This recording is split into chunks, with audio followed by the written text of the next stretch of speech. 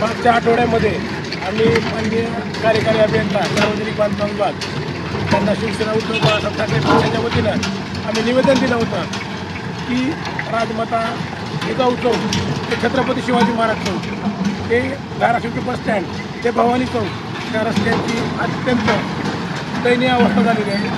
हजारो नागरिक या रस्त्याने प्रवास करतात, विद्यार्थी आहेत, वयस्कर माणसं आहेत, वृद्ध महिला आहेत, परंतु रस्ता कुठेच नीट नसल्यामुळं अनेक अपघात या ठिकाणी घडलेले आहेत। आम्ही मान्य कार्यकारी अभियंत्यांना निवेदन दिलं होतं की येत्या 8 दिवसामध्ये या रस्त्याची खड्डे बुजवा, अन्यथा आम्ही शिवसेना उद्धव बाळासाहेब ठाकरे पक्षाच्या वतीनं आम्ही आंदोलन करतात। आज सार्वजनिक बांधकाम विभागाला उशिरा का होणार जाग आली आणि आज सांजा रोड BSNL ऑफिससमोर या ठिकाणी खड्डे बुजवण्याचं काम या ठिकाणी चालू झालेलं आहे।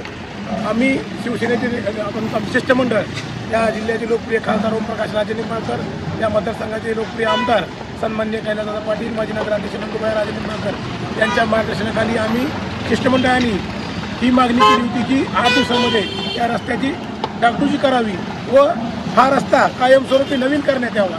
म्हणजे राष्ट्रमाता जिजाऊ चौक ते छत्रपती शिवाजी महाराज चौक ते धाराशिव बस स्टँड ते सांजा रोड भवानी चौक हा पूर्णतः नवीन रस्ता करण्यात यावा।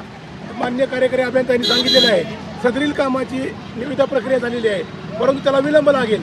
त्याच्यामुळे आम्ही तात्पुरता या पावसाळ्यामध्ये नागरिकांना दिलासा मिळावा व तात्पुरते खड्डे बुजवून द्यावे अशी मागणी केली। आज त्या कामाला सुरुवात झालेली आहे।